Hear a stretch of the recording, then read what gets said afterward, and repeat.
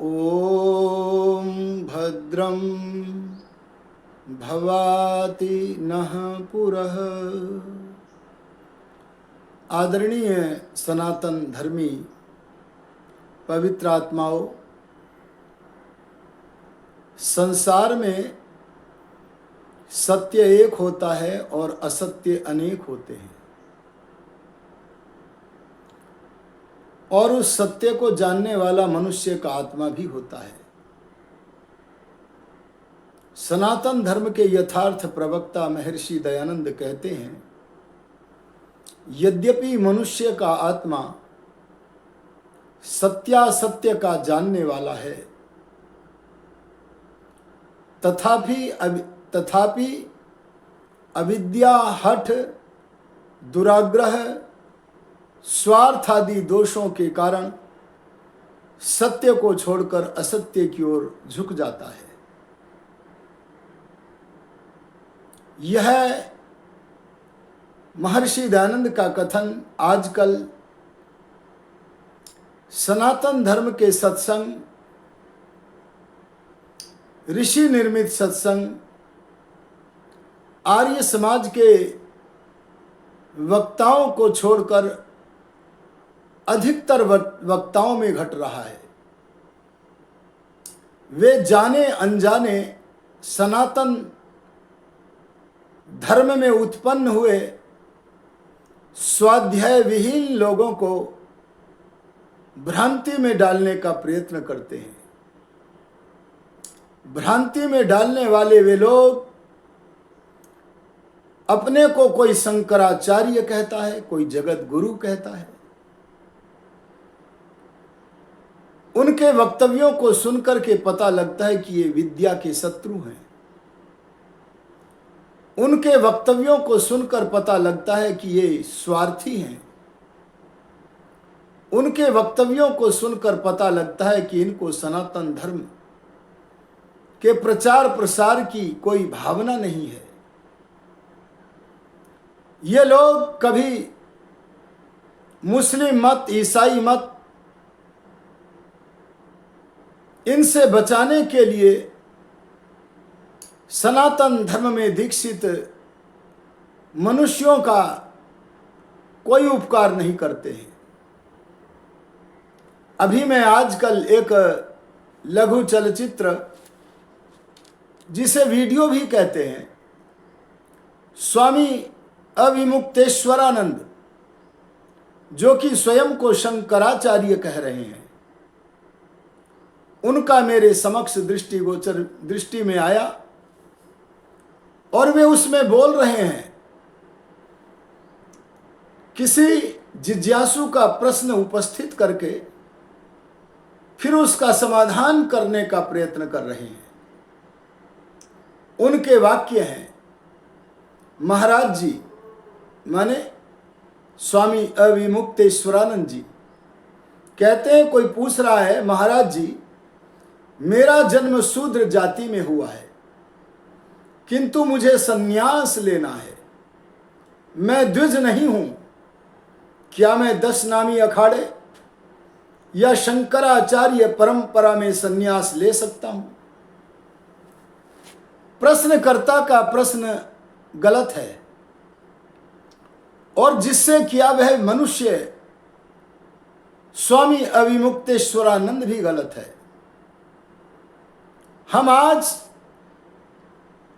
वेदों की छाया में, सनातन धर्म की छाया में निष्पक्ष भाव से महर्षि दयानंद का आश्रय लेकर उनके ज्ञान की रश्मियों के आलोक में प्रश्नकर्ता के प्रश्न और तथाकथित समाधाता, तथाकथित शंकराचार्य स्वामी अविमुक्तेश्वरानंद के उत्तर की समीक्षा करते हैं।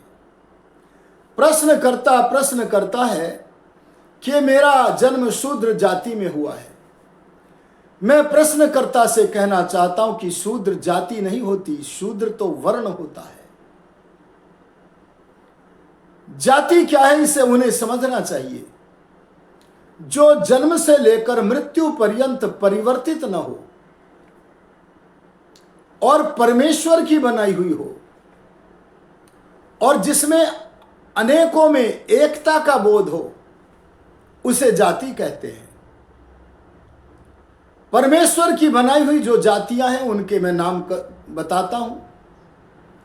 जैसे परमेश्वर ने हमें हमारे कर्मों के आधार पर भिन्न भिन्न जातियों में उत्पन्न किया। हमें हमारे कर्मानुसार किसी को मनुष्य बनाया, किसी को गधा बनाया, किसी को घोड़ा बनाया, किसी को कुत्ता बनाया, किसी को सिंह बनाया। नाना प्रकार की ये योनियां जाति हैं और ये जातियां वर्तमान जीवन में जन्म से मृत्यु पर्यंत नहीं बदल सकती हैं। अगले जन्म में परलोक में कर्मानुसार यदि बदलने की स्थिति है तो बदल भी सकती है, अन्यथा नहीं भी। और ये जातियां अनेक में एकता की बोधक होती हैं। किसी जाति के प्राणी से यह पूछने की आवश्यकता नहीं होती कि तुम किस जाति में हो, क्योंकि जाति के अनेक लोग यदि एक स्थान पर बैठे हैं तो उनमें एकत्व का दर्शन होता है। जैसे सैकड़ों हजारों मनुष्य बैठे हैं, उनके अंदर जो एकता का बोध कराने वाली वस्तु है वह जाति है। और यदि उन मनुष्यों के बीच में कोई कुत्ता आ जाए, गधा आ जाए, घोड़ा आ जाए, सर्प आ जाए, तो उन मनुष्य से भेद है उनका। हम समझ जाते हैं कि भिन्न जाति का जीव आया है। इसलिए प्रश्नकर्ता को ऐसा नहीं बोलना चाहिए कि मैं शूद्र जाति में उत्पन्न हुआ। शूद्र तो वर्ण है, और जो स्वयं वर्ण किया जाए, जो वर्ण किया जाता है वो वर्ण है, और जिसने वर्ण का वर्ण किया है वो सवर्ण है। और ये वर्ण विद्याध्ययन काल के पूर्ण होने के पश्चात अपने गुण कर्म स्वभाव के आधार पर होता है, जन्म से नहीं होता है। अगर किसी ने विद्याध्ययन काल के बाद ऐसा स्वभाव बनाया है, ऐसा ठेका लिया है कि मैं विद्या का नाश और विद्या की वृद्धि करूंगा, उस ठेकेदार का नाम ब्राह्मण है। संसार का कोई भी मानव जाति का जीव अगर विद्यावान है तो वह ब्राह्मण है। बस वह ईश्वर का और वेद का ज्ञाता होना चाहिए, और ईश्वर का और वेद का सेवक होना चाहिए, ईश्वर का उपासक होना चाहिए।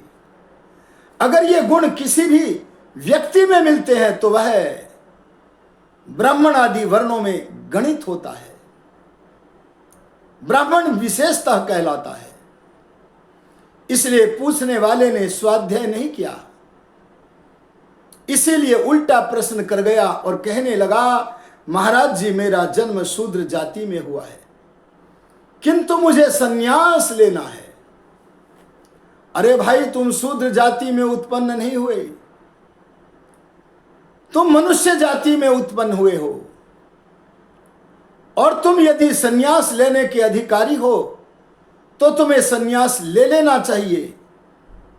और पाखंडी अविमुक्तेश्वरानंद जैसे लोगों के साथ बैठ करके यदि प्रश्नोत्तर प्राप्त करने का प्रयत्न करोगे तो वे स्वार्थी लोग सनातन धर्म के विरुद्ध तुम्हें उत्तर देंगे, वे समाधान नहीं करेंगे, तुम्हें भ्रांति में डालेंगे।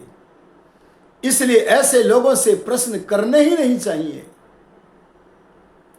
जब तक इन लोगों से पीड़ित लोग और ये मुसलमान ईसाई आदि लोग इनको दंड दे करके शिक्षा नहीं देंगे, तब तक ये मार्ग पर नहीं आएंगे। आगे प्रश्नकर्ता कहता, मैं द्विज नहीं हूं। प्रश्नकर्ता को मैं कहना चाहता हूं, जिसके दो जन्म होते हैं उसे द्विजन्मा कहते हैं। पहला जन्म माता पिता से होता है, ये शरीर का जन्म माता पिता से हुआ है। और हम सब मनुष्यों का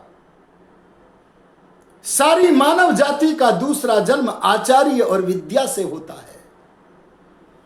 किसी भी मनुष्य को विद्यालय से वंचित रखने का अधिकार किसी को नहीं है। अब बताओ, मैं अविमुक्तेश्वरानंद जैसे लोगों को श्रेष्ठ कहूं या क्या कहूं? लोग कहने लगेंगे कि तुम इतना कठोर क्यों बोलते हो। अरे सनातन धर्म की रक्षा के लिए कठोर बोलना आवश्यक है। अगर हम खंडन रूप कड़े कोड़े की तड़ातड़ ध्वनि से इन शंकराचार्य जैसे लोगों को, स्वामी रामभद्राचार्य जैसे तथा कथित जगत गुरुओं को अगर सनातन धर्म की मार्ग पर लाने के लिए अगर खंडन रूप कड़े कोड़े की ध्वनि से ये जग जाए तो मैं परमात्मा का धन्यवाद करूंगा। हमारा उद्देश्य किसी के मन को दुखाना नहीं होता। हमारा उद्देश्य तो सत्य के ग्रहण करना और कराना, असत्य के छोड़ना और छुड़वाना होता है। हमारे अंदर पीड़ा है, हम भगवान के भक्त हैं, हम वेद के अनुयायी हैं, हम राम और कृष्ण दयानंद की वो संस्कृति जो सनातन संस्कृति है, लोगों को उसमें दीक्षित करना चाहते हैं। और ये तथाकथित शंकराचार्य अविमुक्तेश्वरानंद जैसे लोग अब जो उत्तर देंगे, इसके बाद इन्हें उस दूषित उत्तर को देते समय लज्जा भी नहीं आती है। और हम उनके विषय में अगर उन्हें दर्पण दिखा दे तो लोग हमें कह सकते हैं कि तुम कठिन कठिन वाक्य बोल रहे हो। मैं कहना चाहता हूं कि जो द्विजन्मा है, आचार्य और विद्या से जिसका जन्म हुआ है, वो श्रेष्ठ जन्म है। और प्रत्येक मनुष्य गुरुकुल में जाने का अधिकारी है। एक बात ध्यान देना, गुरुकुल में जाने के अधिकार के विषय में ऋषियों ने क्या कहा है, मैं वो संदेश आपके सामने रखना चाहता हूं। वे कहते हैं कि जिस समय दौड़ प्रारंभ होती है, उस समय दौड़ने वाले धावक एक रेखा से दौड़ते हैं और एक साथ दौड़ते हैं। उसके बाद अपनी विशेषता के कारण, अपनी धावन शक्ति के कारण आगे जाकर के जो अपने लक्ष्य को पहले छू लेता वह प्रथम है, जो दूसरे क्रम पर छूता है वह द्वितीय है, और जो तीसरे क्रम पर छूता है वह तृतीय है। लेकिन बिना दौड़ लगवाए, एक रेखा से दौड़ाए बिना अगर किसी को आरक्षण के आधार पर प्रथम, द्वितीय व तृतीय, चतुर्थ कह दिया जाए तो ये आरक्षण की व्यवस्था न्यायोचित नहीं है। वर्ण व्यवस्था ही न्यायोचित है। लेकिन आजकल वर्ण व्यवस्था का ह्रास ये लोग कर रहे हैं। स्वामी अविमुक्तेश्वरानंद कर रहे हैं। मैंने पीछे भी इनको एक शास्त्रार्थ के लिए चुनौती दी है, और मैं महर्षि दयानंद सरस्वती का शिष्य है। अरे वेद का अनुयायी, राम कृष्ण पतंजलि कणाद गौतम की संस्कृति का पुजारी आचार्य विश्वामित्र, इनके तमाम सारे वीडियो के आधार पर इनको शास्त्रार्थ की चुनौती देना चाहता हूं। और यदि कोई इनको तैयार कर ले कि आप शास्त्रार्थ करें सनातन धर्म की रक्षा के लिए, मेरा उद्देश्य तो केवल सनातन धर्म की रक्षा है। इनके वाक्यों को सुन करके, इनके उत्तरों को सुन करके, इनके तथा कथित समाधानों को सुन करके विधर्मी लोग सनातन परिवारों में पैदा हुए लोगों को भ्रांति में डालकर उनका मत परिवर्तन कर देते हैं। लेकिन इन लोगों को लाज नहीं आती है, वे उत्तर देते हैं। अब आप उनका उत्तर सुनिएगा।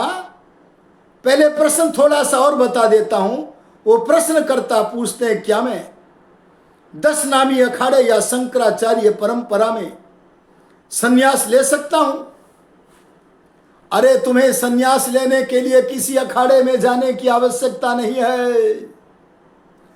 अरे तुम्हें आजकल के तथाकथित शंकराचार्य परंपरा के भीतर नहीं जाने की आवश्यकता है, क्योंकि शंकराचार्य बनने के लिए आरक्षण नियुक्त है। यह सनातन धर्म के विरुद्ध वार्ता है। इसलिए तथाकथित शंकराचार्य, मैं प्रथम शंकराचार्य का सम्मान करता हूं। वो बड़े आस्तिक थे, विद्वान थे, मैं उनको सादर नमन करता हूं। वो सनातनी थे, वेद भक्त थे। लेकिन आजकल उनके नाम पर जो एक पद बना दिया गया है, उस पद पर प्रतिष्ठित लोग उनके नाम के गौरव की रक्षा नहीं कर पा रहे हैं और निरंतर दूषित विचारों को परोसते हैं।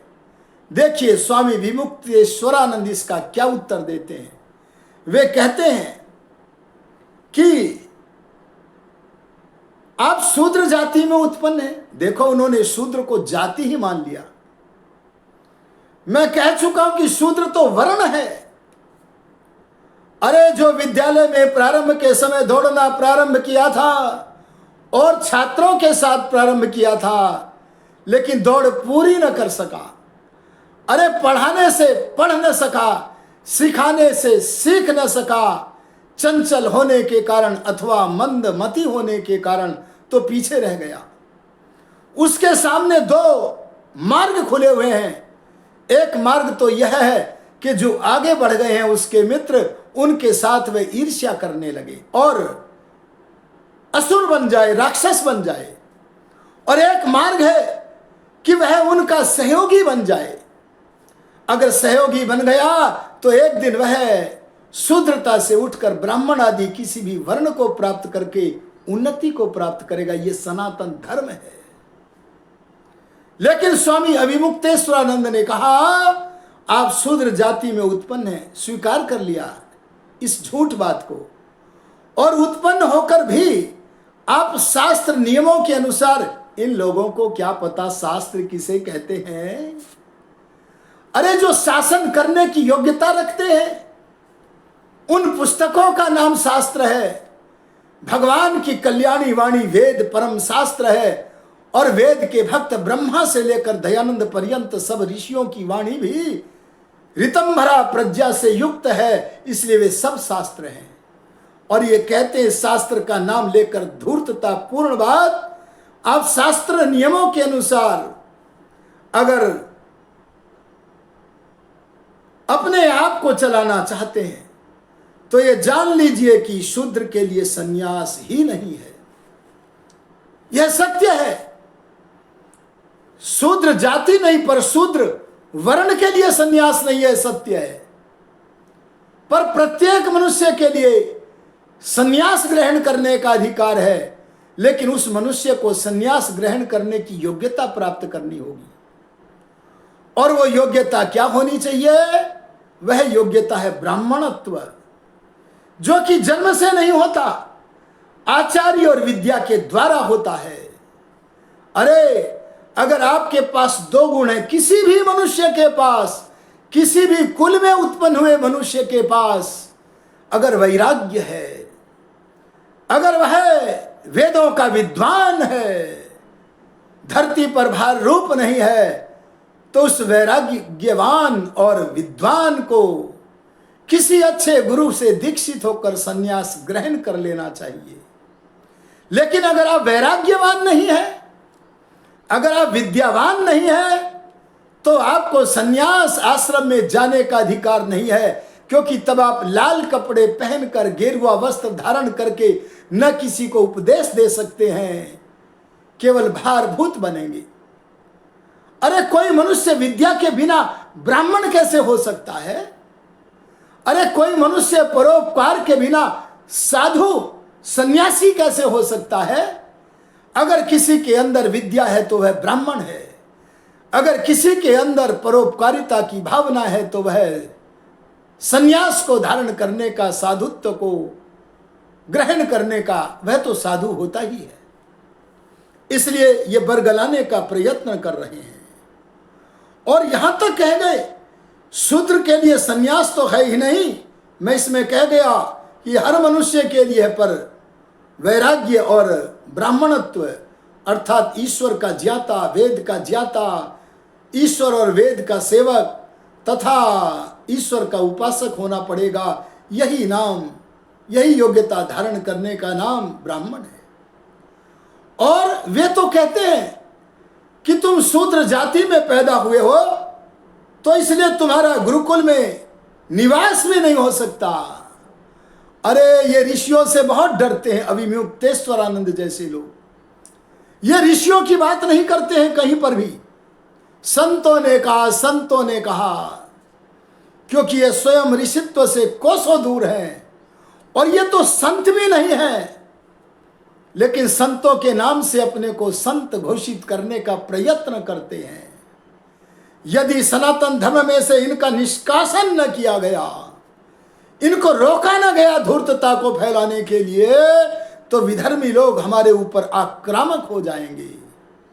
मैं बड़ा भयभीत हो रहा हूं इनकी अविद्या से, इसलिए मुझे इस संक्षिप्त लघु चलचित्र में कुछ कहने का अवसर निकाल पाया हूं। और ये कहते तुम्हें गुरुकुल में नहीं पढ़ना है। अरे सनातन धर्म के विशाल आंदोलन जिसका नाम आर्य समाज है, उसने न जाने कितनी कन्याओं को विदुषी बनाया, और ये तो कन्याओं को वेद मंत्र पढ़ने का भी अधिकार नहीं देते हैं। ऋषि दयानंद कहते हैं, अगर पति विद्वान हुआ, पत्नी मूर्खा हुई, विदुषी न हुई, तो गृहस्थाश्रम में देवासुर संग्राम होगा।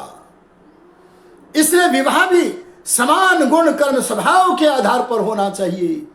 अर्थात जैसे गुण कर्म स्वभाव पति के हैं वैसे पत्नी के होवे, अथवा जैसे पत्नी के गुण कर्म स्वभाव है वैसे पति के होवे। अगर मिलकर के विवाह करोगे तो घर में देवासुर संग्राम नहीं हो गया, बल्कि पति पत्नी दोनों ऐसे मिलेंगे जैसे दो कुओं को पानियों को मिला दो पर उन्हें अलग नहीं किया जा सकता। यह सिद्धांत सनातन धर्म का हमें देना होगा, जो वेद ने हमें बताया है। ये सिद्धांत तो केवल इस भूलोक के लिए नहीं, सारे ज्ञात अज्ञात लोकांतरों के लिए है। और पीछे की सृष्टि में भी यही सिद्धांत थे, आने वाली सृष्टियों में भी यही सिद्धांत रहेंगे। हमें आर्य समाज के आधार से इन सनातन वैदिक धर्म के सिद्धांतों का प्रचार प्रसार करना चाहिए। अगर आप सत्य के ग्रहण और असत्य को त्यागना चाहते हैं तो महर्षि दयानंद की लेखनी से जो लेखन हुआ है, जिसका नाम सत्यार्थ प्रकाश है, उसे अवश्य पढ़ें। आगे ये अविमुक्तेश्वरानंद कहते हैं कि यदि आप अपना कल्याण चाहते हैं तो आपको गुरु की जरूरत नहीं है, क्योंकि आप तो अपने पिता से हुनर सीखते हैं। हुनर माने इनको जो अर्थकरी विद्या है, नौकरों वाली विद्या, वही करते रहो। आप कभी अध्यापक नहीं बन सकते। अरे जिसे पिता से ही सीखना है, और पिता भी बेचारा कोई मजदूरी का काम करता उससे सीखेगा, तो अध्यापक कैसे बनेगा भाई, ज्ञानी कैसे बनेगा। इसलिए इनको दंडित करना चाहिए स्वामी अविभूतेश्वरानंद को। और मैं तो कहूंगा सारे सनातन धर्म को कहना चाहिए कि तुम शास्त्रार्थ के लिए आगे क्यों नहीं आते। इनको नियमों में आबद्ध करके शास्त्रार्थ के लिए आना चाहिए। आर्यों मैं कहना चाहता हूं, ये कहना चाहते हैं कि आपको गुरुकुल में भी निवास नहीं मिलेगा, क्योंकि आप पिता से ही हुनर सीख सकते हैं। और हाँ, आप कर क्या सकते हैं, घर छोड़कर, विरक्त होकर। इतनी तो छूट आर्य समाज के भय के कारण दे रहे हैं। कह रहे हैं कि तुम विरक्त होकर, घर छोड़कर आत्म कल्याण के लिए साधना करें, इसमें कोई बाधा भी नहीं है।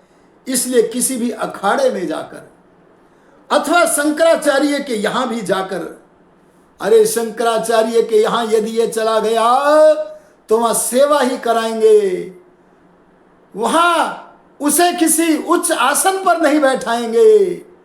अपने हित को साधने के लिए ये वहां बुला रहे हैं। इसलिए डरो और इनसे बच के रहो। सनातन धर्म के अनुयायी बनना है तो आर्य समाज में आओ, वहां वेद वेदांग की शिक्षा प्राप्त करो। वेदांग माने जिन शिक्षा, कल्प, व्याकरण आदि के द्वारा वेदों का ज्ञान प्राप्त किया जाता है, उन वेदांगों सहित वेदों का अध्ययन करके ब्राह्मण बनो। आर्य समाज में आकर वक्ता बनो, विद्वान बनो, पुरोहित बनो, महिलाएं भी बने, मार्गदर्शक बने, अपने जीवन को सत्य सनातन वैदिक धर्म के लिए होम कर दें और निश्चय करें जब तक जिएंगे सत्य के लिए जिएंगे, अविद्या का नाश और विद्या की वृद्धि के लिए जिएंगे, सनातन धर्म के लिए जिएंगे, राम कृष्ण की संस्कृति का प्रचार प्रसार करने के लिए जिएंगे। इसलिए मैं कहना चाहता हूं, ऐसे लोगों का कर्तव्य है कि आप ऐसे लोगों से प्रश्न न पूछकर आर्य समाज की शरण में आओ। आर्य समाज के संस्थापक महर्षि दयानंद कहते हैं, अगर आर्य समाज में आए तो किसी नवीन कल्पना को ग्रहण न करोगे, क्योंकि मेरा आर्य समाज की स्थापना के साथ किसी नवीन कल्पना को चलाने का लेश मात्र अभिप्राय नहीं है, बल्कि जो सनातन ईश्वर के कल्याणी वाणी वेद का ज्ञान है, मैं उसी ज्ञान का प्रचार प्रसार करता हूं, लेखन करता हूं। और जो वेद के भक्त, सनातन धर्म के महान अनुयायी, ब्रह्मा से लेकर जैमिनी पर्यंत ऋषि हुए हैं, उन्हीं की विचारधारा का प्रचार प्रसार चाहता हूं, करता हूं। इसलिए मैं कहना चाहता हूं, अगर सनातनी बनना है वर्तमान परिप्रेक्ष्य में, तो सर्वोत्तम विकल्प अगर कोई है तो वह विकल्प है महर्षि दयानंद निर्मित आर्य समाज। अगर हमारे निकट आओगे तो हमें समझोगे, अगर आर्य समाज के निकट आओगे तो कहोगे कि आहा, सनातन धर्म के सिद्धांत रूप मणियों व मोतियों से हमारी झोलियों को भरने वाला, अगर इस समय सनातन धर्म का कोई आंदोलन है तो उस आंदोलन का नाम है आर्य समाज। आपको ये वार्ताएं यदि अच्छी लगती हैं तो मैं चाहता हूं आप अपने इस सुखमग्न वैदिक संस्थान नामक YouTube चैनल को सब्सक्राइब करें और आपको सनातन धर्म के संरक्षण में प्रचार प्रसार के लिए अच्छी विचारधारा मिलती रहे, नोटिफिकेशन मिलते रहे। इसके लिए बेल आइकॉन की घंटी दबाएं। इन्हीं शब्दों के साथ अत्यंत संक्षेप में मैं अपनी वाणी को विरमित करता हूं। ओम शम।